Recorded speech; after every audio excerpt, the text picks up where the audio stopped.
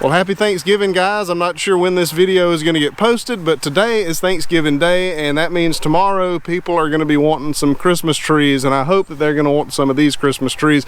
But what we need to do is get them ready and a little more presentable. So a lot of these trees I trimmed up with the hedge clippers back in August or something like that, and I really underestimated the speed of the growth here. They've grown quite a bit, and you can see they're just a little bit raggedy. So what I want to do is just go through and clip them up, get them kind of nice, give them just a little trim basically, so that they'll be a little more presentable. So let's get going and see if we can get some of these done. These hedge clippers are kind of a maybe it will, maybe it won't situation. I hope that it will.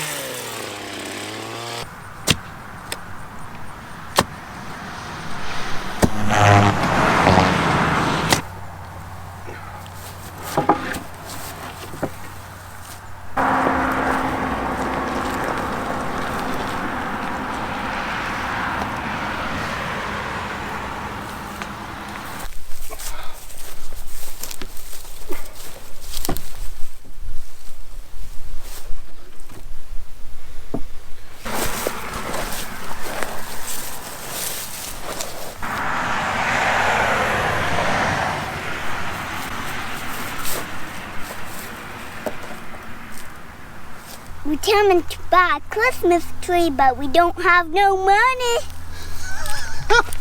Why are you to put a sign up here? I'm putting a sign here so people know where to park.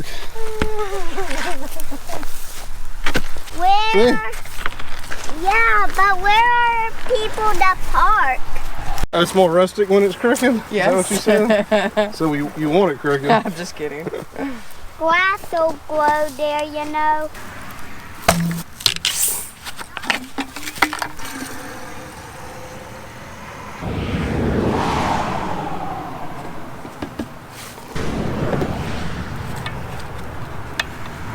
Did y'all find one? We found one. Is it a big one? This one. That is a nice tree. Can we get it? I don't see why not. It needs trimming a little bit, Yeah, it does need trimming. but it's really full and pretty. Yeah.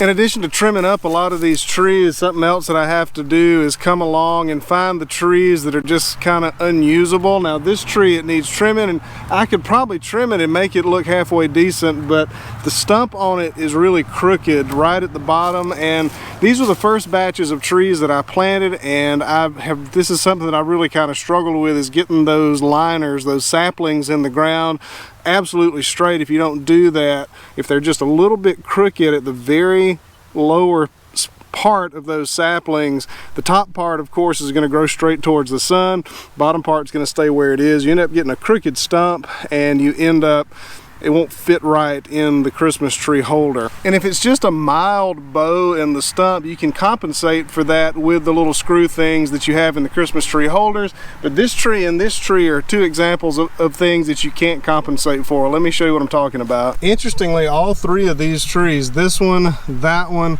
and this one, have the exact same problem. Look at this stump right here. It's split. And that is something that should have been handled early on in these trees' development. At this point, they are no good, so they are coming down.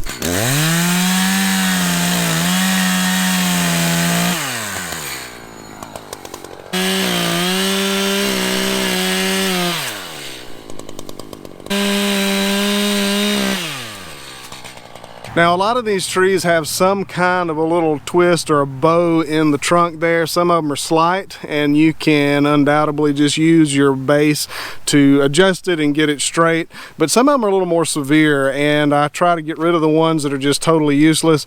But I also tell people, if you have any trouble with the tree, come back and get another one on me, because if the tree's not straight and it won't fit in the holder, that's on me, right? And I want people to be happy with these trees. So if there's an issue that can't be resolved just by adjusting them, they can always come back and get a new one.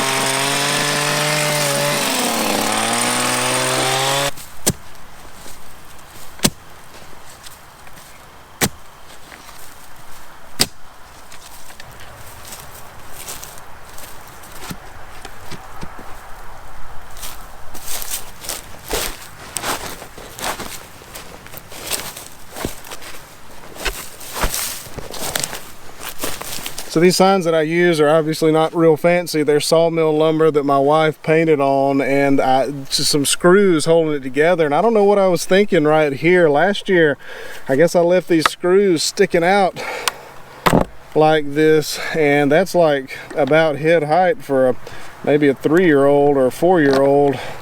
That's not a good thing. We're gonna fix that problem so we don't have any accidents. Wanted to show y'all how we deal with payments and stuff for the trees. Of course, I can't be up here at the front 24/7 when somebody shows up, so my phone number is posted out there on one of the signs. And usually what happens is people message me on Facebook Messenger, because that's where we have these posted, or they can call the phone number that's up there at the sign. And if I'm here, I'll run up here and I'll cut down the tree, I'll take the money, and it works out pretty good. But a lot of times, obviously, I can't. We're somewhere else, right? We're not here 24/7. So how that works is basically I've got an honor box right here, and this box has got an envelope for cash payments. It has got payment options for Venmo and PayPal right here, and it's got a little handsaw in it. And so if somebody calls, I just tell them, hey, we're not there. There's a yellow and black box up there at the front, and feel free to browse the trees. There's Venmo, there's PayPal, or you can stick some cash in there.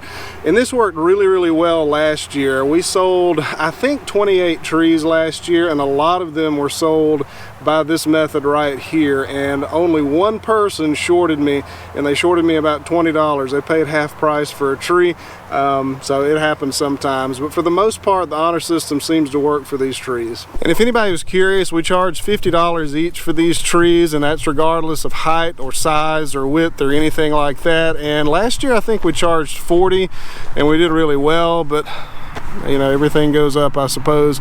We have paid at a Christmas tree farm, I think we have paid upwards to $60 and more for Christmas trees for ourselves in past years. So I feel like 50 is a pretty decent price. We'll see what happens this year with that price. And one of the main questions I get on the Christmas tree videos is, what kind of trees are these? The standard Christmas tree is, I think, Fraser fir or something like that, but those don't grow where I live. We're just way too far south. These are Murray cypresses. Murray cypresses are, of course, a cultivar of Leland cypresses, and there's a couple of differences. One of the big differences is these Murrays are not nearly as susceptible to funguses as the Lelands are.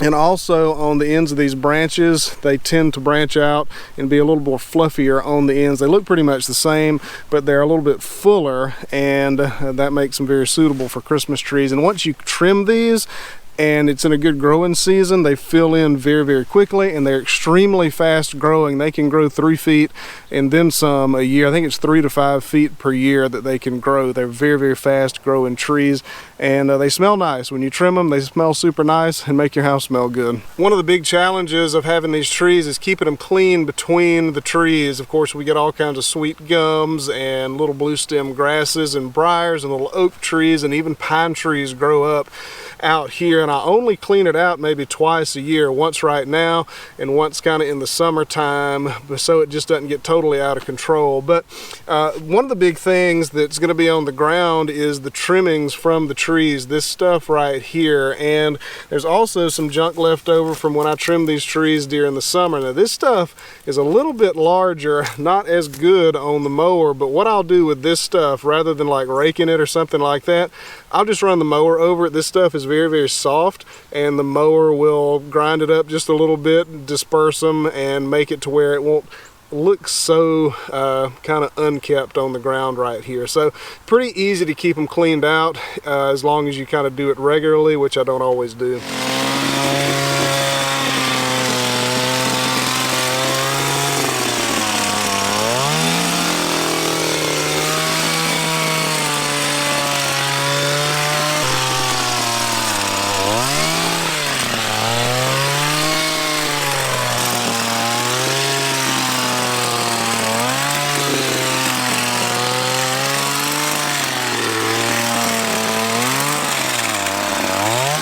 These trees right here are older trees, and they've been pruned more than those back that you just saw.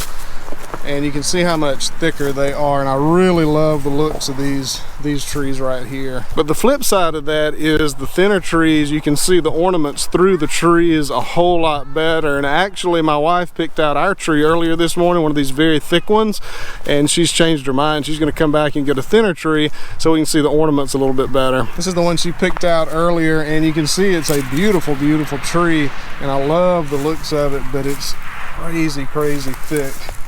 Tough to see the ornaments through it. Wished I could share the smell through YouTube. These trees smell so nice, and the whole place up here smells amazing when I trim these trees, because these Murray cypresses, it's not a cedar tree smell, it's kind of a fir type smell. It smells nice. Can we get this one? Can we get this one, please? We'll see. Let's go look at some more of them, man. This is a pretty tree though, isn't it? Yes, it is. Yeah. Nice and green. Nice and green. No, it's nice and green. Green. No. What do you think about that one? Oh. Is it too tall? So once I trim it off up there, it'll be about right. Looks small here. Get it in our living room, it'll look huge. Or vice versa, it looks huge and it looks small. You could never, like, I need my living room in the tree farm with me. Don't roll your eyes at me. You need the living room here? Yes. Like the whole bottom half is missing. Okay, that may be too much. No, there's not a big hole in it. This is how Christmas trees are supposed to look. Okay, here we go. He climbed up here by himself. You look like you're about to fall or choke me. I fall or choke you. Because you're choking me. I have a wedgie. Yeah. That's going on YouTube. All right, change of plans again. We are gonna get this tree. Sorry. In